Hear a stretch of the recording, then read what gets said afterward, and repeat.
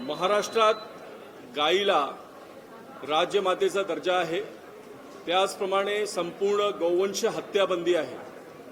असं असताना सुद्धा अनेक लोक गायीची कत्तल करत असतात। महाराष्ट्राचे सन्माननीय मुख्यमंत्री देवेंद्र फडणवीस साहेबांनी विधानसभेत घोषणा केली होती की हे जे रेग्युलर ऑफेंडर आहेत त्यांच्यावरती मकोका अंतर्गत कारवाई करण्यात येईल।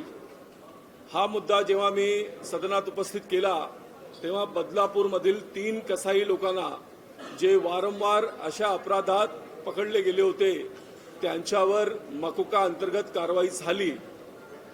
बकरीद येते, बकरीद निमित्त मोठ्या प्रमाणात गायीची कत्तल होईल अशी संभावना आहे।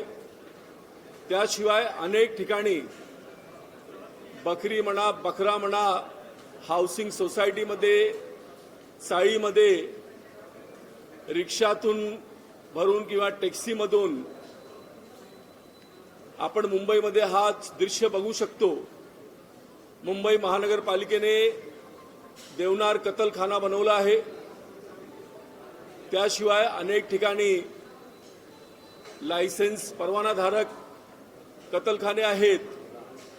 महाराष्ट्र शासनाने सर्व डिपार्टमेंटला सूचना केली आहे की जनावरांचं कत्ल हे त्याच ठिकाणी झालं पाहिजे, कुठल्याही हाऊसिंग सोसायटीमध्ये, मैदानात, चाळीमध्ये असं कृत्य होऊ नये आणि असं जर झालं तर त्याच्यावरती गंभीर गुन्हा घेतला जाईल।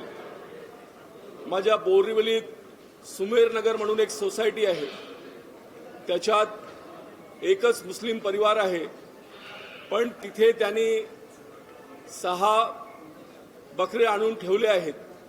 स्थानिक लोक विरोध करतात आहे, तरी सुद्धा त्याची दादागिरी आहे। असे कृत्य होऊ नये त्याला सुद्धा सूचना आहे। मुंबई पोलीस आयुक्त, मनपा आयुक्त यांना सुद्धा मी सूचना देतो की मुंबईत लॉ अँड ऑर्डर डिस्टर्ब होणार नाही याकरिता गृहमंत्री यांनी जे सूचना केली आहे त्याचं पालन झालं पाहिजे आणि ओपनमध्ये कुठेही जनावरांची हत्या होऊ नये। माझा एक प्रश्न यावेळी पेटाला सुद्धा आहे। वारंवार आम्हाला शिक्षण देणारी ही संस्था बकरीद आली की कुठे गायब होते आणि जे सेलिब्रिटी आम्हाला शिकवण देत असतात ते बकरी आणि गायीची कत्तल जे होते त्याच्यावरती मौन का धारण करून बसतात।